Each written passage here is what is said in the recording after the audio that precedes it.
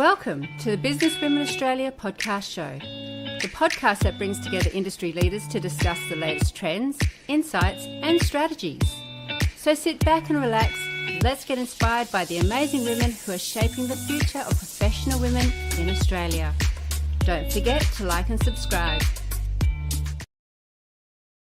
So welcome to the Business Women Australia podcast show. I'm Lynn Hawkins, National Director of Business Women Australia, and I'm streaming from the beautiful lands of the Noongar people on the west coast of Australia. I'd just like to say I'm forever grateful to the traditional owners, and I have the deepest respect for elders past, present and emerging, and I hope that all Australians take the time to learn more about the wonderful ancient culture of our home. I've been really looking forward to this episode, the role of C-suite in change leadership, and I'm delighted to have back on the show the wonderful, super experienced change specialist, Tracy Cooper, with me to explore how leaders in the for-purpose sector can lead change not only to engage people, but also to cultivate an adaptive culture. Welcome back to the show, Tracy. Hello, Lynn. It's so lovely to be here. As always, I always enjoy our conversations and I'm looking forward to today. Looking forward to it too. Look, it's an interesting time for C-suite and for executive managers in general, particularly in the for-purpose environment at the moment. There's rising governance, regulation, reporting dynamics, workforce shortages, escalating cost pressures, an urgent need to demonstrate effective management to deliver quality service and excellence in care. And I expect there's never been a heavier time or a more demanding mandate facing them. You've been a change specialist supporting senior leaders to tackle these kinds of changes in their organisations. You're well known for drawing on theory and evidence and bringing in a very practical approach to guiding transformation processes. Tell us about your extraordinary career and the work that has brought you to being such a highly regarded change specialist across so many industries, and what you're seeing in terms of the shift around the way most organisations and leaders are experiencing change today in this environment. Thanks, Lynn. Well, I've been working in change now for nearly 30 years and I've done a lot of leadership work and a lot of team work and working with teams, and change is one of my favourite places to work. And I believe that change is constant. It's going to continue. It's not going away in a hurry. So what I'm noticing, and I have been noticing in the last few years, that there's a range of change. And change can be big changes like restructures, new systems, software, those sorts of things, but it can be small things. It can be like we're just going to change a policy. We're going to do some things differently. It can be a new strategy. So there is different levels of what change or how you can view the change. But what I'm noticing, and I'm so happy to say this, that leaders are starting to realise that they can't just dump the change and run and expect others to do it. Leaders are coming to me, and those leaders that I work with and I choose to work with, asking for how do we best do this? How do we actually slow things down, and how do we make sure that we engage people in that journey? And Lynn, that's such a good place to start, because when I first started working in change, it was a bit of an unknown about 20 years ago, and it was just like we just tell people and they'll do it. Well, that's not the case. They won't do it, and change is a people game. So that's what I'm noticing. I'm starting to see more leaders realising, and C-suite leaders, the good leaders, that they're there with their people on the journey. They don't just throw the ball. I'm using my hands. Don't just throw the ball and expect everyone else to do the changing. They are committed to the change and they want to take their time to do that. So that's been a really, really good change in change that I've noticed in the last few years. And you talk about leading change as a continuous capability, particularly for the for-purpose sector. Tell us about that and what the role is for the leaders when they're navigating change, that is continuous. Yeah, well, I guess my first response to that, Lynn, is to lead it and don't leave it with others. People do need leadership in organisations, and it's, as I just said before, it's not about just throwing the change at people and expect they're going to do the changing. The C-suite, I believe, need to be heavily involved in that particular, if it's an organisational wide change, I'm saying, or the C-suite leader in their particular area, they need to be involved and they need to lead it. And that's what I'm noticing lately, is that leaders are coming to me and saying, I know I need to do this.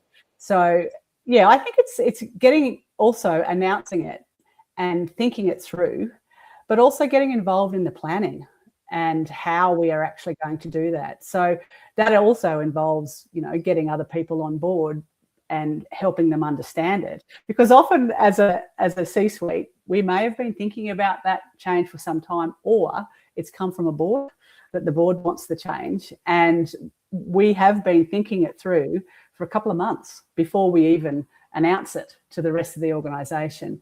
So I think the role of the C-suite leader is to be there, is to lead it and to be involved and walk the floor, so to speak, and not just provide the dollars for the change to happen. It's about being a part of it and sponsor it and be committed and take action and be there with their teams and their executive team and their middle leaders. I'll probably talk about that a little bit more later, but the middle leaders are the key to the success in change. And that's another thing I'm noticing, is C-suite leaders are saying, we need to support our middle leaders to help make this change happen, because I can't do it all. The C-suite leader isn't there to do it all and just announce it. They're there actually to engage and involve and coach their other middle leaders along. Yeah. So there's quite often a resistance to change. People like the comfort of the status quo, even if it's not working. How have you seen what the best leaders do to really create this culture that can embrace the change rather than block it or resist it? Yeah, that's one of the biggest challenges, isn't it, with change, is how do we manage the fallout, or how we actually, when we deliver the news, how do we, I guess I'll go back a step. We should expect that there may be some resistance. There's possibly going to be resistance because people have a potential fear of, what does this mean? And I often hear people talk about, does that mean my job's at risk? Or does that mean I have to change a lot about what I'm doing? So showing that empathy is really important for the C-suite to be able to help people to see that, to understand the change. So I guess the first thing I'll say, though, is to get really clear on the roles in the change process. So what is your role as a C-suite leader? Do you have a little team of people working on the specifics of whatever the change is? And that could be a mixture of not just leaders, it could be some of the staff and the employees as well. Looking at your executive team, depending on what you call them, different organisations call them different things, but your executive leadership team, are you all aligned? Are you all seeing the change the same way? So the first thing is getting the roles clear. What do each of those senior leaders need to do? And what do you want the middle leaders to do? Play an active role? Well, how are you going to support them to do that? And what support will they get to do that? So I think getting really clear on the roles that people need to play first is important, alongside getting really clear on the case for the change. Why are we actually doing it in the first place? So that's part of the messaging that you can utilise when talking with the people that you're trying to get the roles sorted, your middle leaders, your alignment with your senior leaders. Why are we doing this change? These are the questions I always support C-suites with. Why are we doing it? Why are we doing it now? What if we don't do it? And then even what exactly is the change? Can you explain it in 2 sentences? So that's what I see the good leaders do, the best leaders and they don't dive into action quick. I think there's a tendency, Lynn, at times we've just got to start doing. We've got to do stuff. But if we can just get clear on what it is, who do we need, what roles do we need to have here to help to execute that change, then we move on to things such as, avoiding that temptation to dive in, but getting the plan, what is going to happen, and timelines around the change. So I see, sometimes I work with C-suites and they nominate that planning to others, but they're involved. They're sponsoring the change, but some of the other, maybe it's a middle leader or another senior leader is actually driving that plan. The other good thing I see leaders do, Lynn, I was working with one last week, is really showing consideration for others, that empathy around this is potentially an unchosen change for some of the people in the organisation. It's chosen for me, but they're showing empathy. And I often talk about change happens at the speed of trust. So is slowing down and showing empathy and listening to people about what they have to say, which builds on to the next point I've got, which is co-creation, is utilising your middle leaders and those who are at the coalface and who have to deliver this change, whatever that change is, every day, is what do they think? It doesn't mean they can stop the change, but it's about getting their input and their thoughts. And they may, goodness knows, they may come up with something that we hadn't thought of as the C-suite. So it really is about that case for change, getting clear on roles, communicating, cohesive leadership team. And I think that co-creation, it's not leaders telling people what to do, it's we create it together about how we're going to move forward. That's what I see the best leaders do.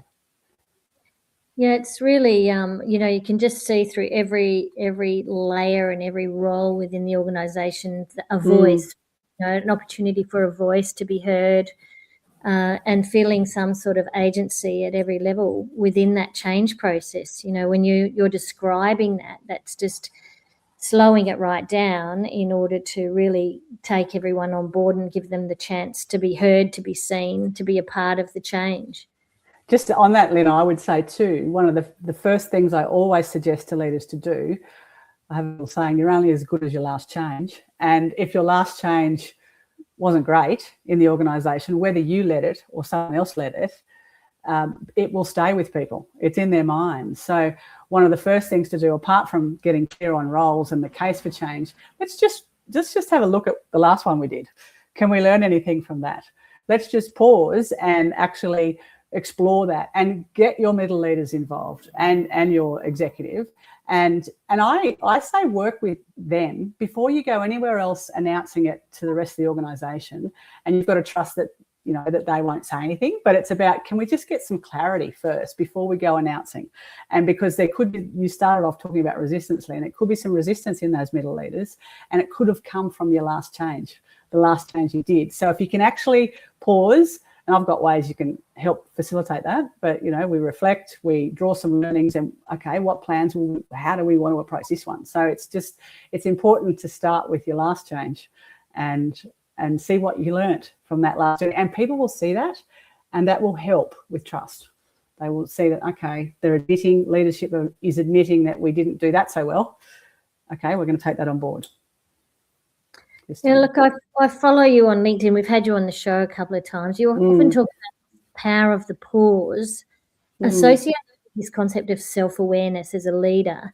What do you mean by this? If you can explain that in a little bit more depth for our audience today, and how that inner work really helps leaders navigate complexity and uncertainty that comes with change. Yeah, it's I do talk about it a bit, don't I? The power of the pause. The power of the pause. And I've in my career I've learned this. I studied it in university when I studied agricultural science many moons ago. And who would have thought that you learn this concept of action learning? And that's what it is. It's based on the action learning cycle by Reg Revens in the 1940s. But really it's about pausing, and it's a structured way to pause. And what's been happening. This is all the things that have been happening. Reflect, okay, what's been going well and not been going so well, and how do I feel? Just getting that out. And then, okay, so from that, what am I learning? Why am I having a win, or why are we having the problems we're having? Can we diagnose? And that can be hard to work out sometimes. And then the plan. So based on all of that, what would we do next time? Keep doing, stop doing, start doing. So I find it myself really hard to do some of that thinking on the run, when you're caught up in busyness and the day and things are coming at you.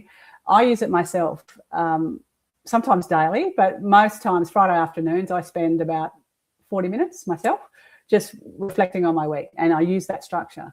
And that it's amazing what can come out when you just take your time. And I was coaching someone last week, and he was saying, I didn't realize all these things were on the top of my head, and you've helped me slow down and just think about what I've learned. He said, I'm going to change a few things, actually. I'm going to change course.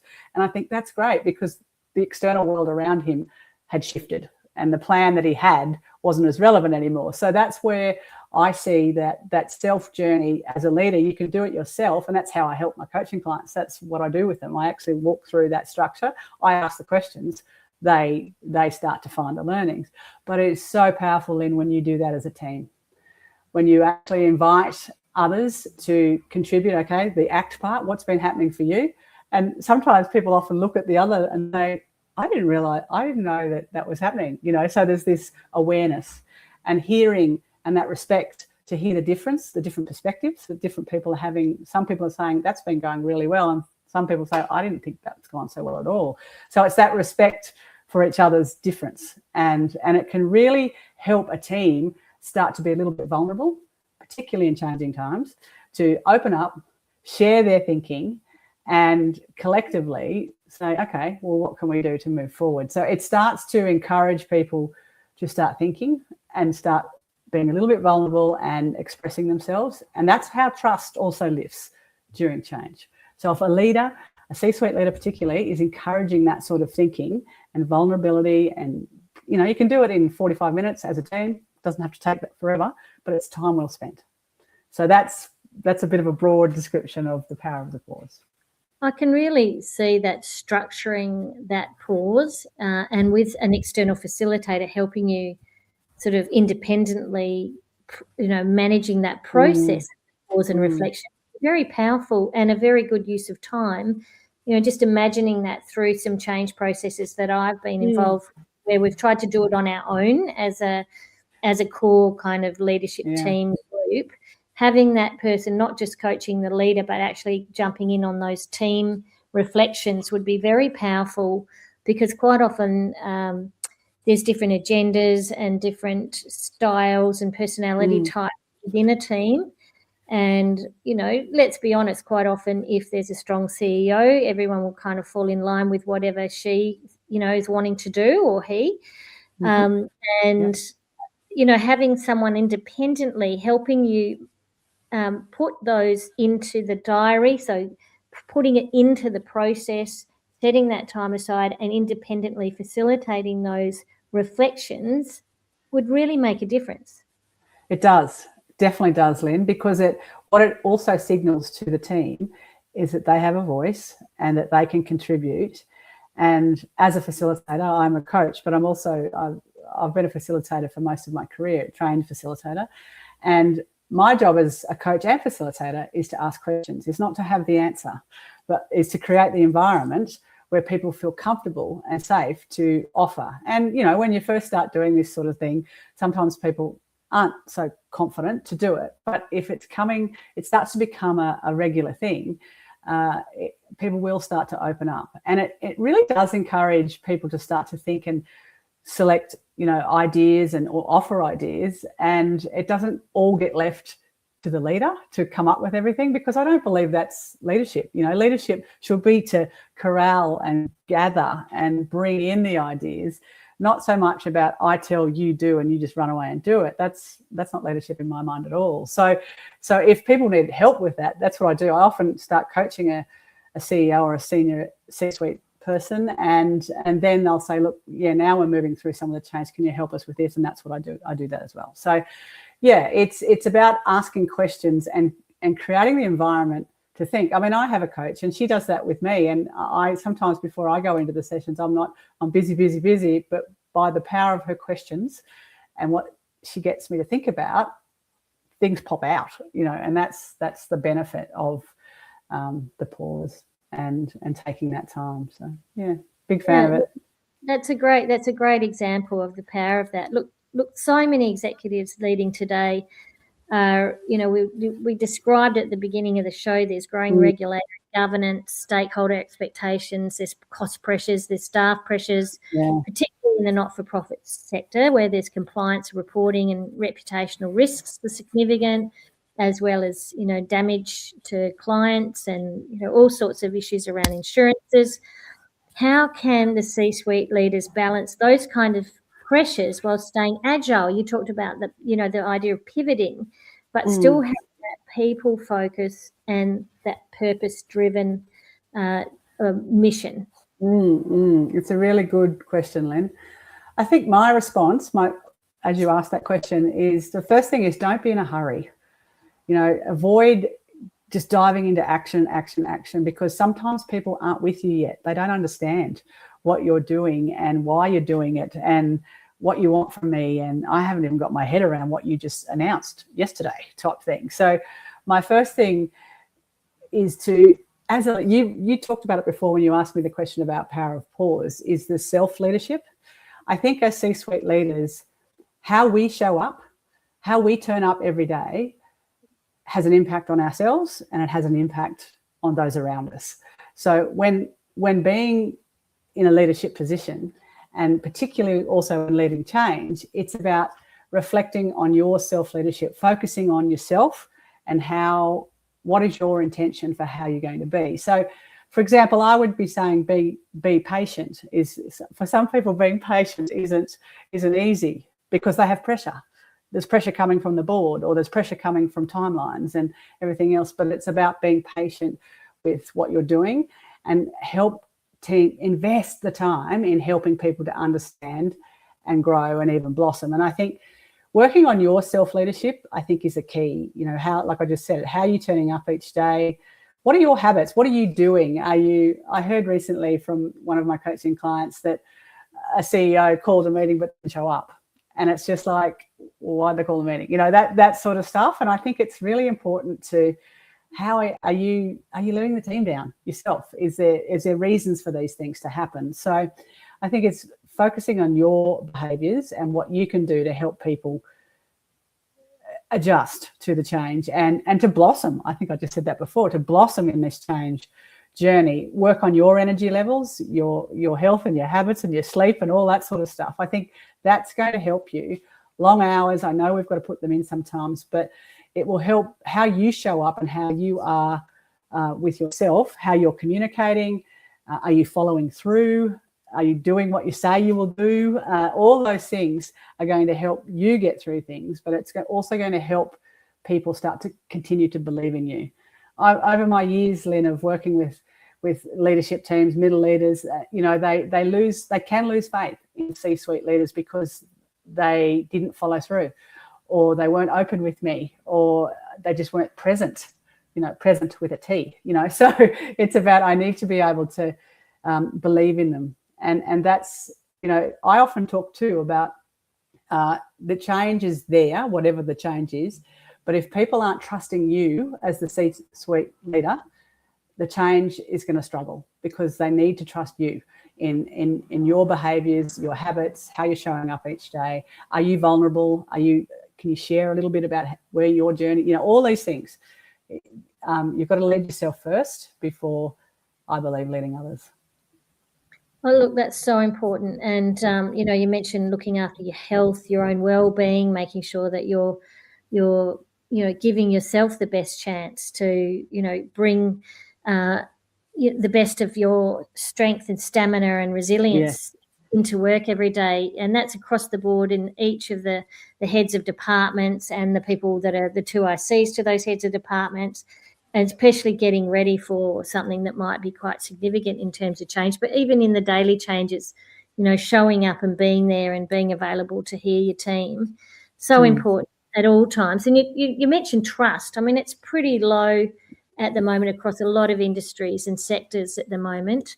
It's often eroded during transformation. We've talked about this before on the show as well, and that what are those key behaviours besides the ones that, you've talked about empathy and what have you? How can they use to restore or strengthen trust, the leaders?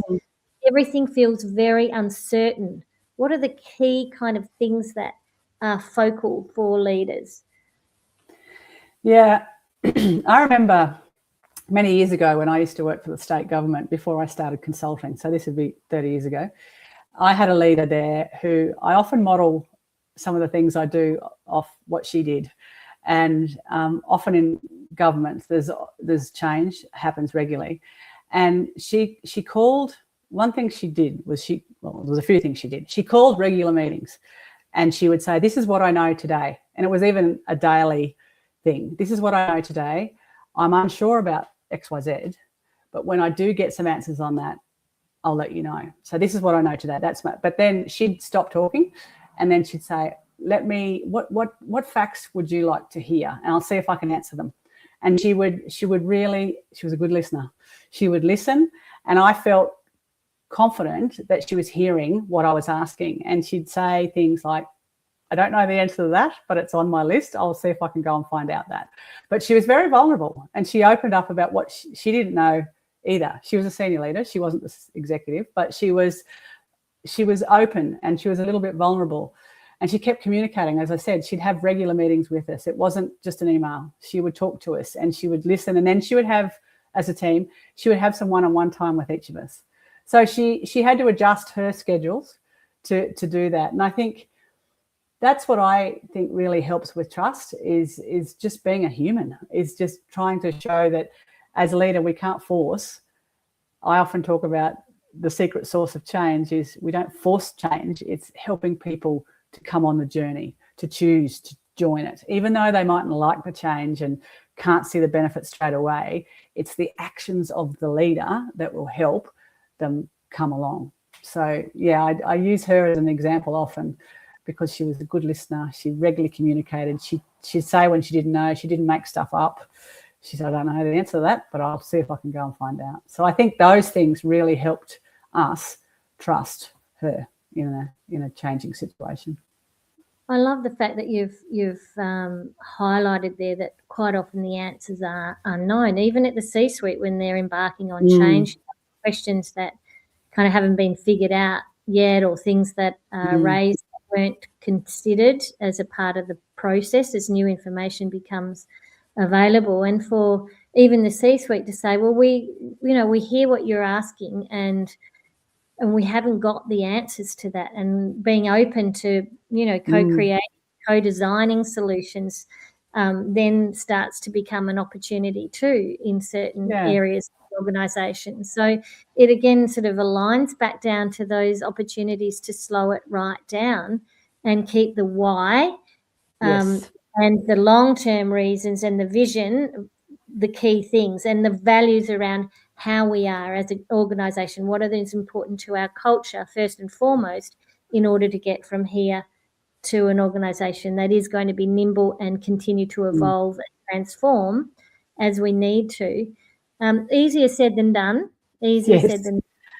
Yes, it is. And you just said something, Lynn, that made me think about, that shining light or that guiding. This is why we've got to keep that in the back of our head all the time. That's our North Star there.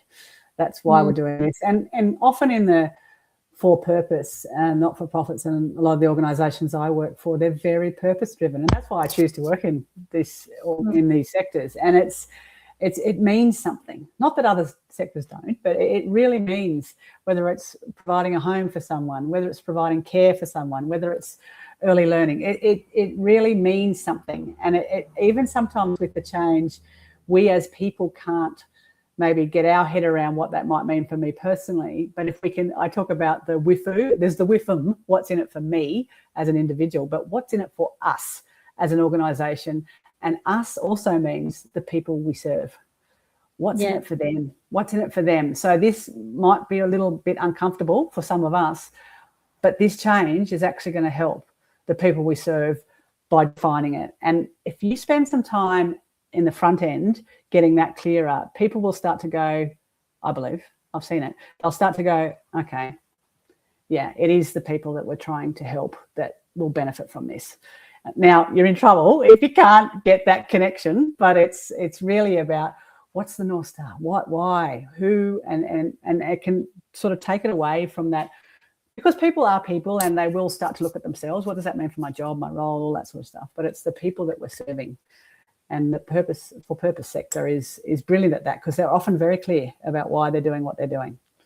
So, and when you're working with leadership teams at that, particularly that beginning process, if we loop back to what you were saying to us at the very start, all that time spent looking at the why and the roles and, what we're doing and bringing that back to the why, do you spend a lot of time getting them to really unpack putting their ultimate customer or their ultimate client and their needs in the center of that? Yes.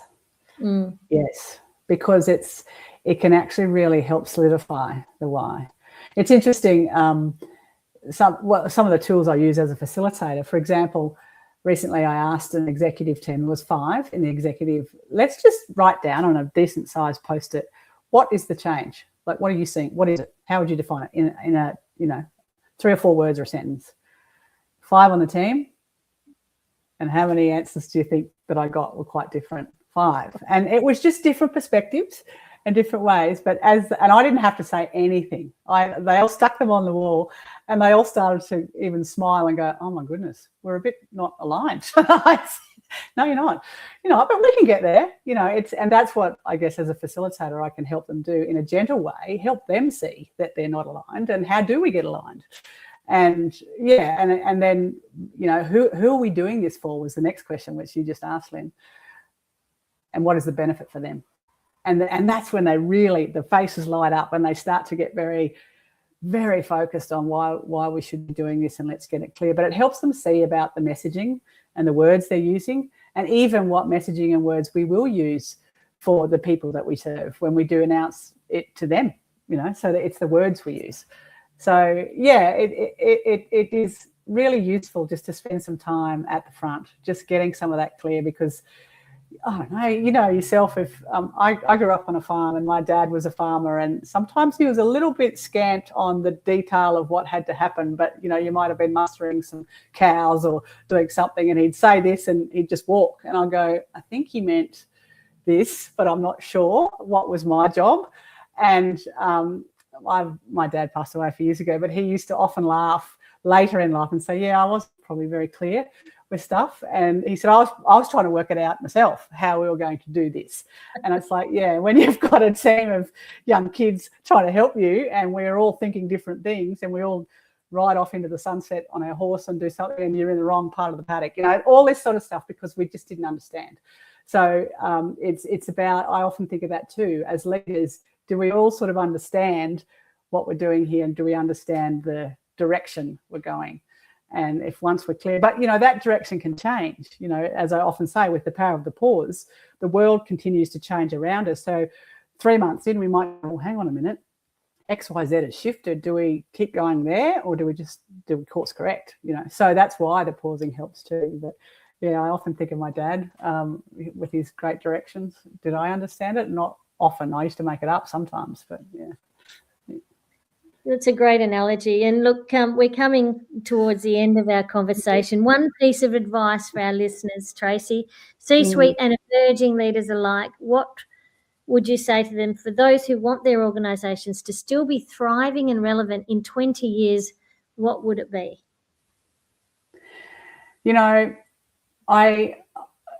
It's about the people in the organisation that will do the changing. I often talk about too, the organisation just doesn't change. It's the people within the organisation that will make the change happen. So my advice, my tip would be is humanise change. Don't. It's not just about timelines and process and deadline. It's about, are we, a bit like my dad's story, do we all understand what the mission is here? Are we clear? So make it about people. So that's why, project managers are great with timelines and whatever the change is, if it's a system change or a restructure, whatever that is. I help with the people side. We're clear? Yep, good. We're good to go to the next step. So it's about working on the change capability of your people. So as a leader, I think one of the best things you can do is build people's change skills and ability to keep changing and understand that change is going to keep happening, and it's a bit like the grief cycle, and putting some tools in their kit so they can be change ready. And I often talk about, it's made me think of it, the Mother Teresa principle. I often used to read about, and I've done some more reading about her leadership, and they talked about when Mother Teresa, as the great nun that she was, that when she passed away, would the order collapse? And guess what? It didn't, because she had a leadership style about empowering others. She had a leadership style. So when she's not there, can they do it without me? And that's what I think. I often say to some of my clients, we need the Mother Teresa principle here. We need to be able to empower other people to think and get involved, build their toolkit. She had radical compassion. and respect for other people. And I think that quiet, I was reading something about her the other day. She, of course, I guess within her order, that silence and reflection. So it was about building herself, her reflection, a compassion for others, but empowering others. And that's where I say leaders really help your people to build their change capability, because it's not going to go away. Change will be continuing. And I think that's one of the best things you can do as a leader, is help your people be change ready and have some skills and tools, and as middle leaders particularly, because they are the key, help them build their, because don't just dump the change and expect they're going to do it. You need to coach them along. They need some development. They need some help, because often they're subject matter experts. They haven't had a lot of experience in leading, and leading particularly change. So that's what I'd say, Lynn. Build the change capability. Do the Mother Teresa principle. Yeah. I love that. That's great advice, and I'm sure our listeners have been hanging on to every word like I have. I've always loved having you on the show. It's a great episode. Thanks, Tracy. Thank you, Lynn. I've really enjoyed being here. And if anyone wants to, some of the stuff I talked about there, the secret sauce and committed, I talk about the 6 C's. I've put a model together myself. If anyone would like it, they can contact me through LinkedIn, and I can send that. I'll give it to you, the 6 C's about co-create and all these different things you can do, or they can email me, tracy@tracycooper.au. And Tracy doesn't have a E, it's just tracy@tracycooper.au, and I'm happy to give it to you. So you could just use it as I guess a good bit of grounding to think about your leadership and the secret sauce, what will help you with your change. That's brilliant. So listeners, whether you're an executive, a manager, whether you're a board member committed to building relevant, resilient, trusted organisations for the long term, take note. Get your team to have a chat to Tracy. I'm sure she'd be happy to have a Teams meeting or what have you, and look at how she can help support you, and to help coach your CEO or your C-suite leaders, and so that they can then be able to coach and support their middle level managers. I've got some notes here. I'd love to get you back on the show to maybe even talk about the role of middle managers in change and how to support them to be change ready. I think that would be a great topic for it's the sweet spot, and I could talk about that all day. I could talk about that all day. You might have to put a date in to get you back on the show, Tracy Cooper, change specialist. And for those of you who are listening and keen to get involved in Business Women Australia, we're around the nation in every capital city. Please reach out, come along to some of our events. We'd love you to join us. Everyone is welcome. Emerging leaders and leaders alike, we'd love you to get involved. If you've got any questions, reach out to me, lynn@businesswomenaustralia.com.au. There's loads of information on our website, www.businesswomenaustralia.com.au, and then you can be a part of the women who are changing the way the world is doing business for the better. So thank you so much for being on the show, Tracy. Thank you, Lynn. It's been a pleasure as always. Thank you.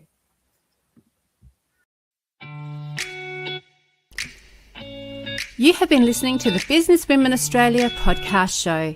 We hope you've enjoyed today's episode and gained some valuable insights to empower you on your journey. Don't forget to comment, like, and subscribe to stay updated in our latest episodes. And if you're not already a member of Business Women Australia, what are you waiting for? Head to our website today and join so that you can connect with a thriving community of inspiring women across Australia. Thank you for tuning in, and we'll catch you in the next episode.